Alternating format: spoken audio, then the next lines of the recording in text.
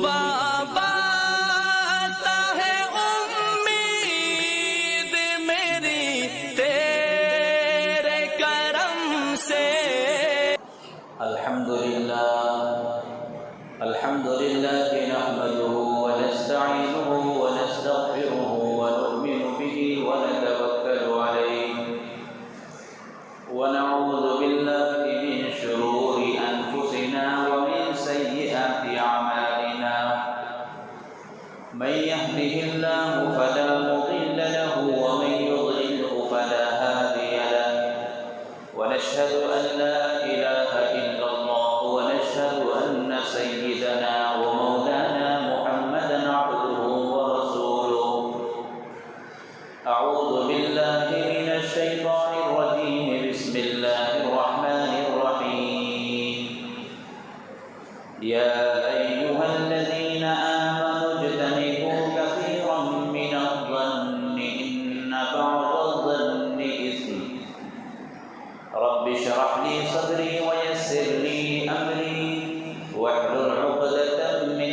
لساني يفقهوا قولي سبحانك لا علم لنا إلا ما علمتنا إنك أنت العليم الحكيم صدق الله العظيم وبلغنا رسوله النبي الأمين الكريم ونحن على ذلك لمن الشاهدين والشاكرين والحمد لله رب العالمين۔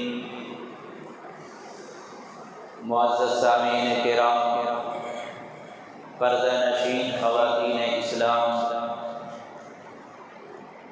اللہ تبارک و تعالیٰ کے احکام پر چلنے کا نام اسلام ہے، اور اللہ کے حکم کی خلاف ورزی پر چلنے کا، عمل کرنے کا نام غیر اسلام ہے۔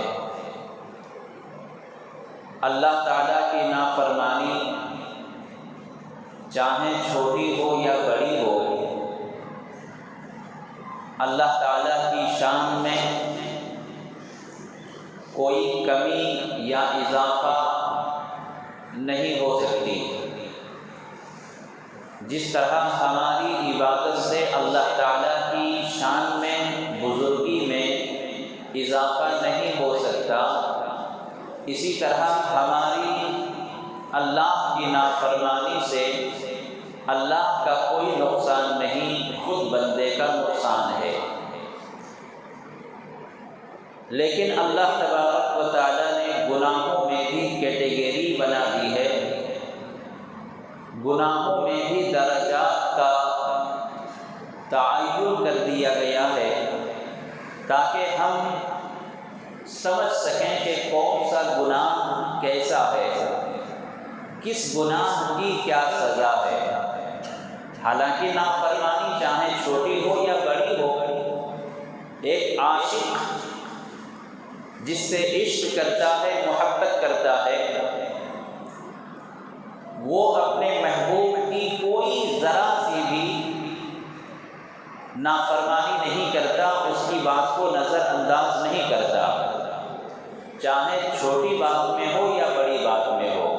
محبت کا تقاضا ہی ہوتا ہے کہ محبوب کی باتوں پر عمل کیا جائے۔ اسی طرح اللہ تعالیٰ سے جو محبت رکھتا ہے بندہ، وہ کسی بھی بات میں، چاہے چھوٹی بات ہو یا بڑی بات ہو، وہ نافرمانی نہیں کرتا۔ پھر بھی اللہ تعالیٰ نے گناہوں کے اندر درجے متعین کر دیے ہیں۔ جس طرح نیکیوں میں درجے ہیں کہ سب سے عظیم نیکی کیا ہے؟ سب سے عظیم نیکی ایمان ہے۔ جس نے ایمان لایا اس نے بہت بڑی نیکی انجام دی ہے۔ اتنی بڑی نیکی ہے کہ اگر صرف ایک بندے نے ایمان قبول کر لیا، اسلام قبول کر لیا، اور ایمان قبول کرنے کے 5 منٹ بعد وہ اس دنیا سے چل بسا، انتقال کر گیا، تو وہ سیدھا جنت میں چلا جائے گا۔ اتنی بڑی نیکی ہے ایمان۔ حالانکہ نماز، روزہ، زکوٰۃ وغیرہ ابھی اس نے کچھ نہیں کیے تھے، ایمان لانے کے 5 منٹ کے بعد وہ اس دنیا سے چلا گیا تو وہ سیدھا جنت میں جائے گا۔ اور ایمان کے بعد ہی دوسری نیکیاں کام آتی ہیں۔ ایمان کے بعد نماز پڑھے گا تو نماز قبول ہوگی، روزہ رکھے گا روزہ قبول ہوگا۔ جتنی نیکیاں وہ کرے ایمان کے بعد، اور ایمان کے بغیر جتنی وہ نیکیاں کرے گا وہ قبول نہیں ہوگی، ایمان ہی نہیں ہے۔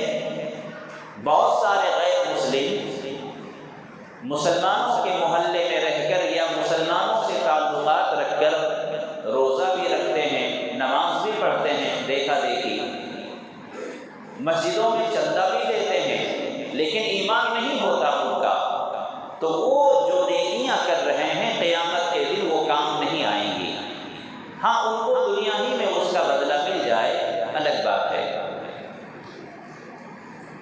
تو جس طرح اللہ تعالیٰ نے نیکیوں میں درجہ متعین کر دیا ہے، سب سے بڑی نیکی ایمان ہے، اور سب سے ادنا نیکی راستے سے تکلیف دینے والی چیز کا ہٹا دینا، یہ نیکی ہے لیکن بہت ادنا ہے۔ اسی طریقے سے اللہ تعالیٰ نے گناہوں کے اندر بھی درجہ متعین کر دیا ہے، درجہ بندی کر دی ہے۔ گناہوں میں سب سے بڑا گناہ کیا ہے؟ کفر ہے، شرک ہے۔ ایمان لانے کے بعد اگر کوئی بندہ کفر کرتا ہے، شرک کرتا ہے، اللہ تعالیٰ فرماتا ہے کہ میری خدائی کی قسم میں اس کے اوپر جنت کو حرام کر دوں گا۔ ان الشرک لظلم عظیم، شرک بہت بڑا گناہ ہے۔ تو گناہوں میں سب سے بڑا گناہ شرک ہے، کفر ہے۔ ایمان میں سب سے بڑا، ثواب میں سب سے بڑا ایمان ہے۔ اسی طریقے سے گناہوں میں اللہ تعالیٰ نے فرمایا کہ بعض گناہ ایسے ہیں جو انسان غیر شعوری طور پر کرتا ہے۔ ایک وہ گناہ ہے جو انسان کے جسم کے اعضاء سے ظاہر ہوتے ہیں، جیسے آپ نے کسی کو مارا، کسی کو گالی دی، یا کچھ اور اپنے جسم کے ظاہر سے آپ نے کیا ہے، وہ دنیا والے دیکھتے ہیں۔ لیکن بعض گناہ ایسے ہیں جن گناہوں کو دنیا نہیں دیکھتی، اللہ دیکھتا ہے، وہ بھی بہت خطرناک ہے۔ آج ہم دنیا کی نظروں سے اپنے آپ کو بچاتے ہیں۔ بھری محفل میں کوئی آدمی کسی کو گالی نہیں دیتا، لیکن بعض گناہ ایسے ہیں کہ بھری محفل میں بھی وہ گناہ ہوتا رہتا ہے۔ اس کے لیے اکیلا ہونا ضروری نہیں، بند کمرہ ہونا ضروری نہیں۔ بہت عجیب و غریب بات ہے، جو دل کا جو گناہ ہوتا ہے وہ دنیا نہیں دیکھتی، دنیا کا خالق و مالک اللہ دیکھتا ہے، اور ہم ان گناہوں سے غافل ہیں، ان گناہوں پر ہماری توجہ نہیں جاتی۔ ہر آدمی اس میں مبتلا ہے، چھوٹا ہو، بڑا ہو، مرد ہو، عورت ہو، تمام بندے اس گناہ میں مبتلا ہیں، کیونکہ اس کے لیے کچھ کرنا نہیں پڑتا۔ اکیلے میں ہوں، مجمع میں ہوں، بند کمرے میں ہوں، کہیں بھی ہوں، وہ گناہ ہوتا ہے، اور وہ گناہ ہمارے دل میں پنپتا ہے، بڑھتا رہتا ہے۔ وہ گناہ کیا ہے؟ سب سے پہلا دنیا میں جو گناہ ہوا ہے، سب سے پہلا اس کا جو گنہگار ہے، اللہ تبارک و تعالیٰ نے حضرت آدم علیہ السلام کو پیدا فرمایا تو ابلیس جلنے لگا۔ ابلیس نے دل میں حسد کیا، کینہ رکھا۔ وہ گناہ ایسا ہے جو انسان کے دل میں پنپتا ہے، دل میں پیدا ہوتا ہے، تو دنیا میں سب سے پہلا گناہ وہ ہے حسد، جو ابلیس نے کیا تھا۔ کس لیے کیا تھا؟ حضرت آدم علیہ السلام کے اونچے مقام کو دیکھ کر، بلند مقام کو دیکھ کر۔ تو کسی کے اونچے مقام اور منصب کو دیکھ کر حسد کرنا، جلنا، اس کا نام ہے حسد، اس کا نام ہے کینہ، اس کا نام ہے غضبناک ہونا دل میں۔ اردو زبان میں آپ سب کو ایک جیسا کہہ دیتے ہیں، لیکن عربی میں تھوڑا تھوڑا فرق ہے۔ حسد میں اور کینہ میں اور بغض میں تھوڑا تھوڑا فرق ہے۔ تو دنیا میں سب سے پہلا گناہ حسد ہے، اور اس کا پہلا گناہ کرنے والا ابلیس ہے۔ پھر آدم علیہ السلام کے دو بیٹے حابیل اور قابیل۔ آدم علیہ السلام کی اولاد میں سب سے پہلا حسد کرنے والا قابیل ہے، جس نے حسد میں آ کر اپنے بھائی حابیل کو قتل کر دیا تھا۔ اور یہ حسد کہاں پیدا ہوتا ہے؟ ہاتھ میں، پیر میں، دماغ میں نہیں، دل میں پیدا ہوتا ہے۔ یقین جانیے یہ دل بڑا پاکیزہ ہے۔ اللہ اپنی محبت اس دل میں پیدا کرتا ہے جس دل میں کینہ نہ ہو، جس دل میں حسد نہ ہو، جس دل میں بغض اور عناد نہ ہو۔ اللہ کو وہی دل پسند ہے۔ تو سب سے پہلا گناہ جو دنیا میں ہوا وہ حسد ہے، اور سب سے پہلا گنہگار ابلیس ہے۔ آدم علیہ السلام کی اولاد میں حسد کرنے والا قابیل ہے۔ اب حسد سمجھتے ہیں کسے کہتے ہیں؟ حسد کہتے ہیں کسی بندے کی کسی نعمت کو دیکھ کر، اللہ نے کسی کو حسین بنایا، اللہ نے کسی کو خوبصورت بنایا، اللہ نے کسی کو طاقتور بنایا، اللہ نے کسی کو مالدار بنایا، تو کسی کے اچھے کو دیکھ کر، اچھائی کو دیکھ کر، کسی کی خوبی کو دیکھ کر، کسی کے مال و دولت کو دیکھ کر اپنے دل میں یہ تمنا کرنا اور خواہش کرنا کہ اس کے پاس جو نعمت ہے وہ ختم ہو جائے، ختم ہو کر ہمیں مل جائے۔ حسد میں یہی ہوتا ہے کہ ایک بندہ کسی کے مال کو دیکھ کر، اس کے جمال کو دیکھ کر، اس کی کسی خوبی کو دیکھ کر یہ اپنے دل میں تمنا کرتا ہے کہ اس کے پاس جو نعمت ہے وہ اس کے پاس سے ختم ہو جائے اور مجھے مل جائے۔ یاد رکھیں یہ ہے حسد، اور اس کو قرآن کریم میں احادیث میں سختی سے منع کیا گیا ہے۔ یہ کیا ہے؟ حسد ہے، اس کے پاس سے نعمت ختم ہو جائے۔ اب آپ اس میں ذرا غور کریں کہ جو بندہ کسی کی نعمت کو دیکھ کر، کسی کے مال و دولت کو دیکھ کر جو یہ جل رہا ہے، حسد کر رہا ہے، تو در حقیقت یہ اپنے دل میں یہ سوچ رہا ہے اللہ کے اس فیصلے کے خلاف۔ اللہ نے کسی کو دیا ہے، وہ اللہ کا فیصلہ ہے، لیکن تم جل رہے ہو کہ کیوں اس کو مل گیا ہے، وہ اس کا مستحق نہیں ہے، مجھے دے دو۔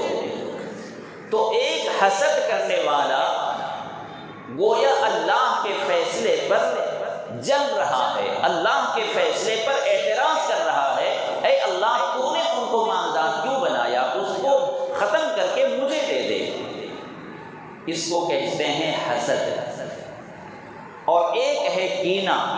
بولتے ہیں نا کہ تمہارے دل میں کینہ ہے، تمہارے دل میں حسد ہے۔ تو حسد اور کینہ ایک جگہ ہم استعمال کرتے ہیں بول چال میں، لیکن تھوڑا فرق ہے۔ حسد تو سمجھ میں آ گیا، کینہ کہتے ہیں کسی اچھے آدمی کو جس کے اندر کوئی خرابی نہیں ہے، شرعی طور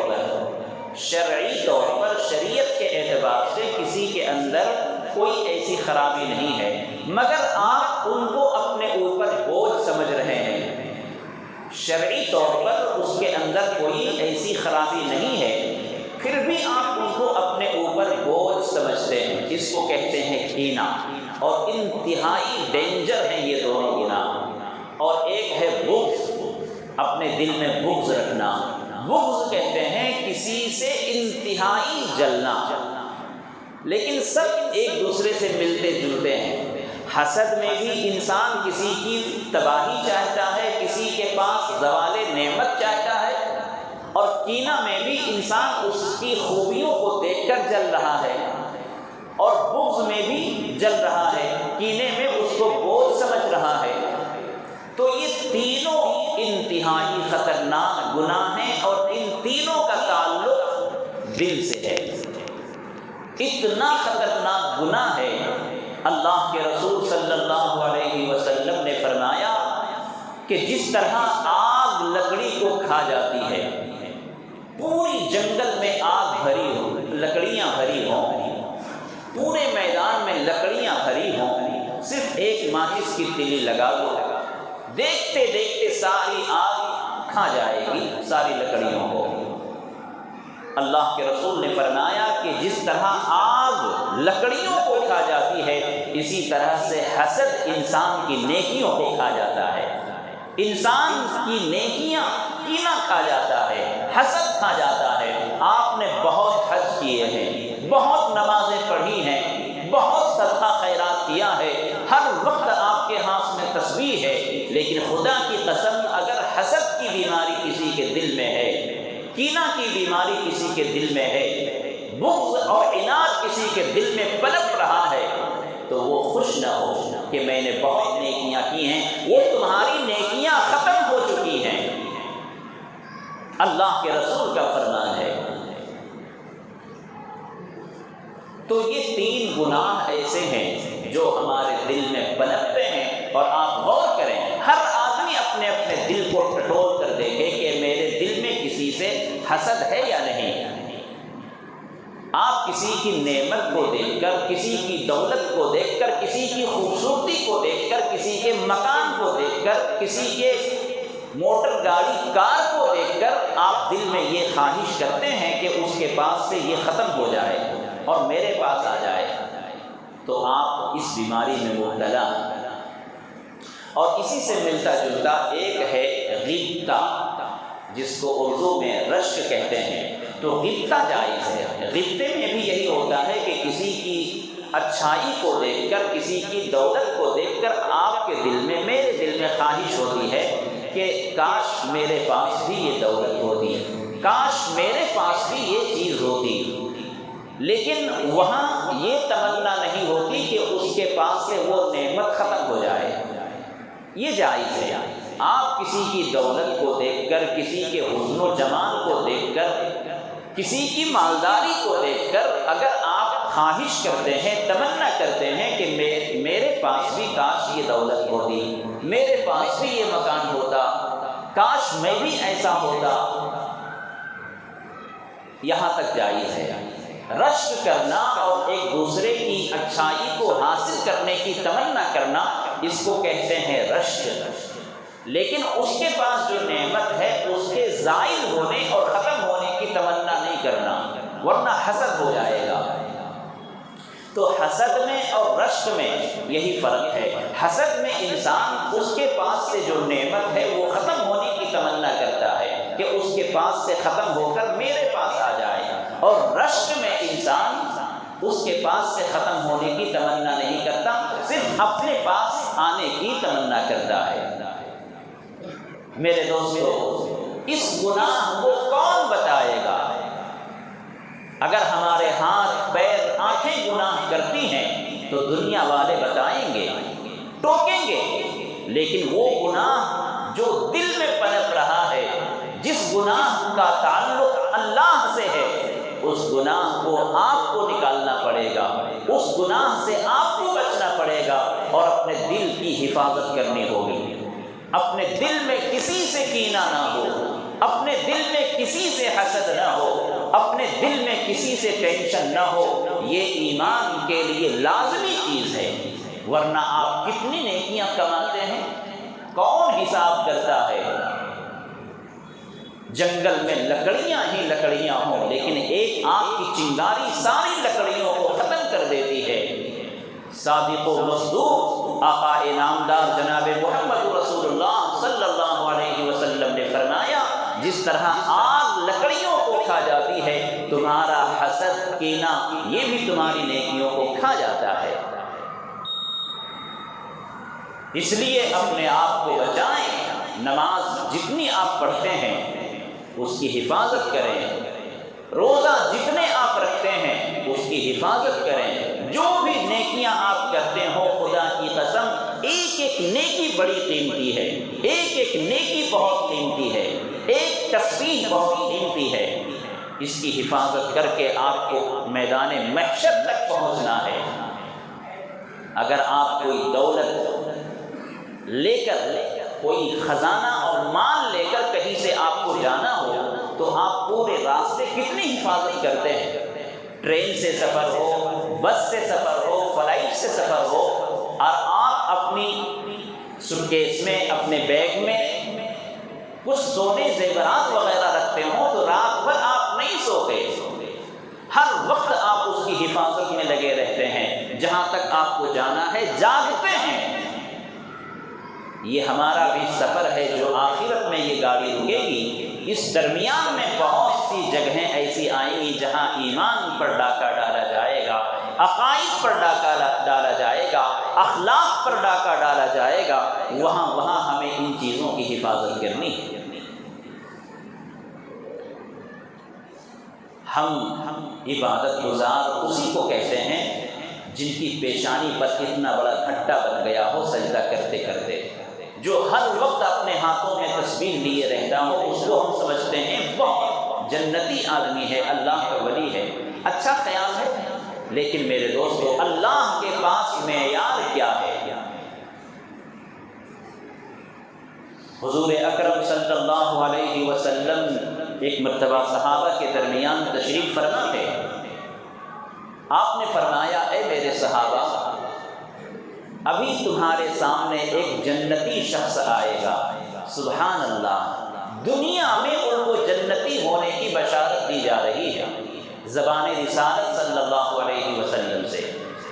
آپ نے فرمایا ابھی تمہارے سامنے ایک جنتی آدمی آنے والا ہے۔ صحابہ کرام نے آنکھیں پھاڑ کر دروازے کی طرف لگا لی کہ کون ہے وہ خوش نصیب جسے دنیا میں جنتی ہونے کی بشارت مل رہی ہے۔ اتنا کہنے کے بعد اللہ کے رسول اپنے حجرے کی طرف تشریف لے گئے۔ تھوڑی دیر کے بعد دیکھا کہ ایک انصاری صحابی وضو کرتے ہوئے، وضو کا پانی داڑھی سے ٹپکتے ہوئے اپنے بائیں ہاتھ میں، الٹے والے ہاتھ میں اپنے جوتے کو تھامے ہوئے مسجد کے اندر تشریف لا رہے ہیں۔ آ کر نماز پڑھی، صحابہ کرام نے دیکھا ان کو کہ یہ جنتی ہیں، بہت خوش ہوئے سب لوگ۔ ان کو کچھ پتہ نہیں ہے کہ مجھے یہ کہا گیا ہے۔ دوسرے دن بھی حضور صلی اللہ علیہ وسلم صحابہ کرام کی مجلس میں بیٹھے ہیں۔ آپ نے فرمایا کہ اے میرے صحابہ، تمہارے سامنے ابھی ایک جنتی آنے والا ہے، اور یہ فرما کر آپ چلے گئے۔ پھر وہ اسی انداز سے انصاری صحابی وضو کر کے داڑھی سے، بال سے پانی کا قطرہ ٹپک رہا تھا اور اپنے بائیں ہاتھ میں جوتا تھامے ہوئے اندر تشریف لائے۔ انہوں نے آ کر نماز پڑھی 2 دن، تیسرے دن بھی سیم ایسا ہی ہوا۔ اللہ کے رسول نے فرمایا اے میرے صحابہ، تمہارے سامنے ایک جنتی شخص آنے والا ہے۔ صحابہ کرام منتظر تھے کہ کون ہے وہ خوش نصیب۔ دیکھا تو وہی انصاری صحابی وضو کا پانی داڑھی سے ٹپک رہا ہے، بائیں ہاتھ میں جوتا تھامے ہوئے ہیں، اور اندر آئے، نماز پڑھی۔ 3 دن ہونے کے بعد ایک صحابی کے دل میں یہ خیال جاگا کہ آخر کیا وجہ ہے کہ 3 دن بھی انہی کے بارے میں اللہ کے رسول نے فرمایا کہ وہ جنتی ہے۔ ان کے اعمال کیسے ہوں گے، ان کے معمولات کیسے ہوں گے، ان کا دن، ان کی رات کیسی ہوگی، معلوم کرنا چاہیے۔ وہ تھے حضرت عبداللہ بن عمرو رضی اللہ عنہ۔ انہوں نے ان سے پوچھا، انصاری صحابی سے، کہ میرے دوست میرے گھر میں کچھ مسئلہ ایسا آ گیا ہے کہ میں اپنے گھر میں آرام نہیں کر سکتا، میں آپ کے ساتھ 3 دن رہنا چاہتا ہوں، آپ اجازت دیں گے؟ انہوں نے بہانہ بنایا، جیسے ہمارے گھر میں کبھی مہمان زیادہ آ گئے یا کھٹمل یا مکھن کی دوا آپ نے چھڑک دی تو آپ دوست سے کہتے ہیں کہ مجھے آپ 2 دن اپنے گھر میں سلا دو، میں نے گھر میں دوا چھڑکی ہے۔ تو ان صحابی نے حضرت عبداللہ بن عمرو رضی اللہ عنہ نے ان سے کہا کہ اے میرے دوست، میرے گھر میں کچھ ایسا مسئلہ ہے کہ میں اپنے گھر میں نہیں ٹھہر سکتا، آپ اجازت دیں تو آپ کے ساتھ رہ لوں 2-3 دن۔ انہوں نے اجازت دے دی۔ دل میں کچھ اور خیال تھا، گھر کے اندر چلے گئے اور جو معمولات تھے ان کی، انصاری صحابی کے جو معمولات تھے، دن میں کیا کرنا ہے، رات میں کیا کرنا ہے، وہ کر رہے تھے۔ جب 3 دن گزر گئے تو انہوں نے، عبداللہ بن عمرو رضی اللہ عنہ نے کہا کہ میرے دوست، دراصل میرے گھر میں کوئی مسئلہ نہیں ہے، میں اپنے گھر میں آرام کر سکتا تھا، لیکن بات یہ ہے کہ 3 دن تک اللہ کے رسول صلی اللہ علیہ وسلم نے آپ کے تعلق سے یہ کہا تھا کہ ایک جنتی شخص آنے والا ہے، اور آپ 3 دن برابر ایسے ہی آتے رہے، تو میرے دل میں یہ خیال جاگا، میرے دل میں یہ خیال پیدا ہوا کہ دیکھنا چاہیے کہ اس انصاری صحابی کے اندر کون سی خوبی ہے، کون سا عمل ہے کہ اللہ کے رسول نے دنیا ہی میں جنتی ہونے کی بشارت دی ہے۔ میں وہ راز اور آپ کے معمولات دیکھنے کے لیے آپ کے ساتھ 3 دن قیام کیا ہوں۔ لیکن میں نے دیکھا میرے دوست کہ رات میں آپ بہت زیادہ دیر تک اللہ کے سامنے تہجد میں، قیام اللیل میں کھڑے نہیں ہوتے، یعنی ان کو تعجب ہوا کہ اللہ کے رسول نے آپ کے لیے بشارت دی ہے، لیکن میں نے دیکھا کہ آپ رات میں بہت زیادہ تہجد نہیں پڑھتے، بہت دیر تک کھڑے نہیں ہوتے، تو کیا ہے یہ؟ کس وجہ سے آپ کو اللہ کے رسول نے جنتی ہونے کی بشارت دی ہے؟ اور دوسری بات وہ کہتے ہیں کہ میں نے دیکھا کہ آپ رات میں بہت زیادہ تہجد نہیں پڑھتے، بہت زیادہ لمبی عبادت نہیں کرتے، اور میں نے یہ دیکھا کہ دن میں آپ خیر کے سوا، اچھی باتوں کے سوا غلط بات زبان سے نہیں نکالتے۔ یہی 2 چیزیں میں نے غور کیا۔ تو ان انصاری صحابی نے اللہ کے رسول صلی اللہ علیہ وسلم کی طرف سے جو بشارت سنی، ان کے آنکھوں سے آنسو ٹپکنے لگے، اور وہ بھی غور کرنے لگے کہ آخر میرے اندر کیا خوبی ہے کہ اللہ کے رسول نے یہ بشارت دی ہے۔ تو انہوں نے کہا کہ دیکھو میرے دوست، جو تم نے محسوس کیا ہے وہ صحیح ہے کہ میں رات میں بہت زیادہ تہجد نہیں پڑھتا، میری زبان سے کوئی غلط بات نہیں نکلتی، یہ تو عام نیکیاں ہیں جو سبھی کرتے ہیں، لیکن میں اللہ کو حاضر و ناظر رکھ کر یہ بات عرض کر رہا ہوں کہ میرے اندر ایک ایسی خوبی ہے، شاید اسی کی وجہ سے اللہ کے رسول نے مجھے جنتی بتلایا ہے، اور وہ خوبی یہ ہے کہ میں اپنے دل میں، کائنات میں کسی بھی انسان کے بارے میں حسد نہیں کرتا، کینہ نہیں رکھتا، عناد نہیں رکھتا، بغض نہیں رکھتا، میرا دل بالکل پاک و صاف ہے، میں کسی کے بارے میں جلتا نہیں۔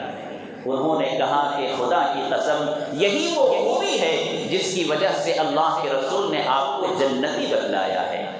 دیکھا آپ نے، پوری رات تہجد ہم پڑھتے ہیں، پوری رات ہم ذکر و اذکار کرتے ہیں، اور ہم یہ سمجھتے ہیں کہ ہم اللہ کے پاس پہنچ گئے۔ دل ہمارا اگر صحیح نہیں ہے، اگر دل ہمارا قلب سلیم نہیں ہے، تو خدا کی قسم اللہ کی بارگاہ میں یہ عبادتیں کیا معنی رکھتی ہیں؟ اللہ کے لیے تو یہ دل ہے۔ قربانی کرنے میں بھی اللہ نے یہی فرمایا، لَن يَنَالَ اللَّهَ لُحُومُهَا، میرے بندو تم جو قربانی کرتے ہو وہ جانور تمہارے پاس رہ جاتا ہے، اس کا گوشت تم کھا جاتے ہو، اس کی ہڈیاں کھال سب تم رکھ لیتے ہو، میرے پاس تو تمہارا تقویٰ پہنچتا ہے، میرے پاس تمہارا دل پہنچتا ہے۔ آج دل پر ہم نے محنت کرنا چھوڑ دیا، اس لیے یہ ہاتھ بھی باغی بن گیا، ظلم کرتا ہے، یہ زبان بھی باغی بن گئی، اپنی طاقت کے نشے میں جسے چاہا جو چاہا کرا۔ جب یہ دل صحیح ہوگا تو ہمارے فیصلے بھی صحیح ہوں گے، جب یہ دل صحیح ہوگا تو تمام اعضاء ہمارے تابع ہوں گے، دل کے تابع ہوں گے۔ تو اس لیے میرے دوستو، جس طرح ہم اپنے ظاہر کو چمکاتے ہیں، اپنے باطن کی بھی اصلاح کریں۔ یہ دل بہت پاکیزہ ہے، خوبصورت ہے۔ اللہ تعالیٰ نے جس کو صحیح دل دیا ہے، اللہ کے رسول نے یہ فرمایا کہ ہر ابن آدم کے جسم میں گوشت کا ایک لتھڑا ہے، اگر وہ صحیح ہے تو سارا انسان صحیح ہے، سارا بدن صحیح ہے، اور وہی بگڑ گیا تو سارا بدن بگڑ گیا۔ پھر ہاتھ پیر کیا کر بیٹھیں گے، آنکھیں زبان کیا کر بیٹھیں گی، کچھ نہیں کہا جا سکتا۔ اور وہ گوشت کا لتھڑا دل ہے، صاف صاف کہہ دیا۔ یہ دنیا میں جو تماشے ہم دیکھ رہے ہیں، دنیا میں جو فتنہ و فساد دیکھ رہے ہیں، یہ فساد قلب کا نتیجہ ہے میرے دوستو۔ یہ دنیا میں جو کچھ بھی ہم دیکھ رہے ہیں، فساد قلب کا نتیجہ ہے، فساد دل کا نتیجہ ہے۔ اپنے ظاہر کو سنوارا، اپنے دل کو چھوڑ دیا۔ دل ایک ایسی زمین ہے کہ آپ اسے جتنی محنت کریں گے، اس کے اندر خیر کے فیصلے اور خیر کے جذبے پیدا ہوں گے، اور اگر دل کو چھوڑ دیا تو بنجر زمین سے بھی یہ دل سخت ہو جاتا ہے۔ آخر وہی لوگ جو زمانے جاہلیت میں تھے، اپنی بیٹیوں کو زندہ درگور کیوں کر دیتے تھے؟ وہی دل تھا نا ان کے پاس۔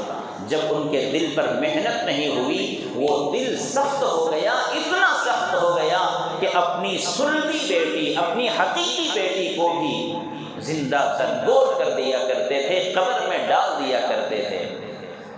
اور جب دل پہ محنت ہوئی تو وہی لوگ ناموس نسواں کے لیے، عورتوں کی حفاظت کے لیے، اللہ کے رسول صلی اللہ علیہ وسلم جہاں ان کو بھیج دیا کرتے تھے، وہاں وہ سینہ سپر ہو کر، پہاڑ بن کر ان کی حفاظت کرتے تھے۔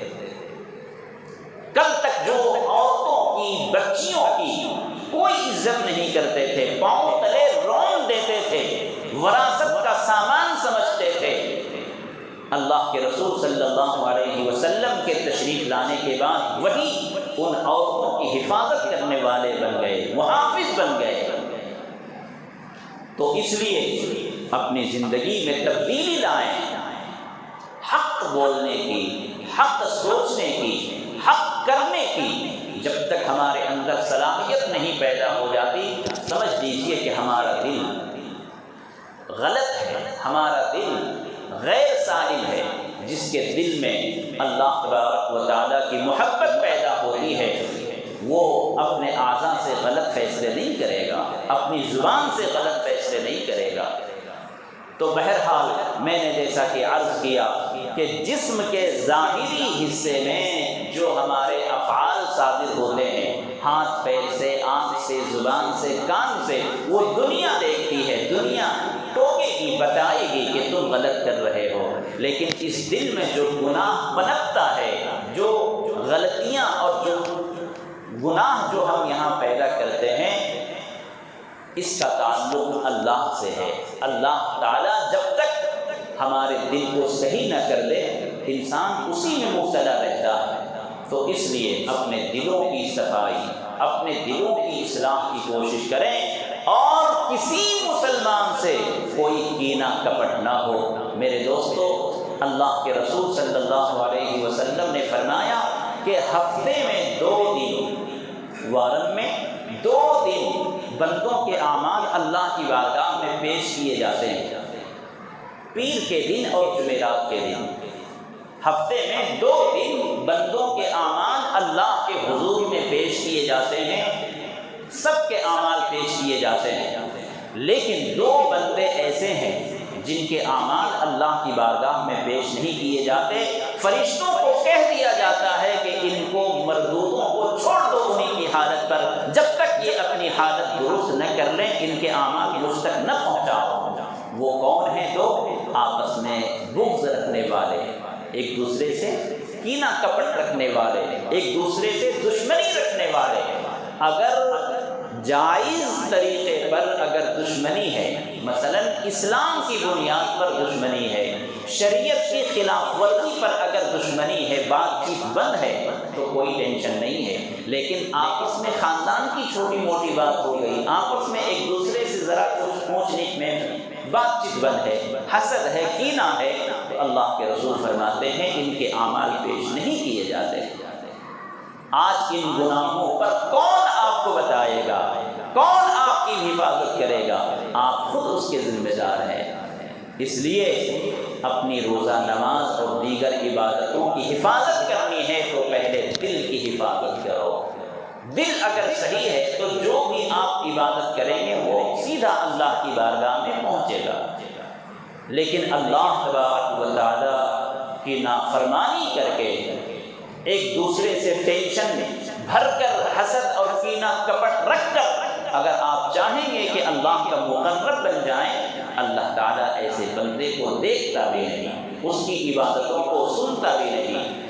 اللہ تعالیٰ ہم سب کو اخلاص کی توفیق سے مالا مال فرمائے، ہمارے دلوں کو پاک و صاف فرمائے، ہمارے دلوں میں پیار محبت پیدا فرمائے، اسلام اور شریعت پر عمل کرنے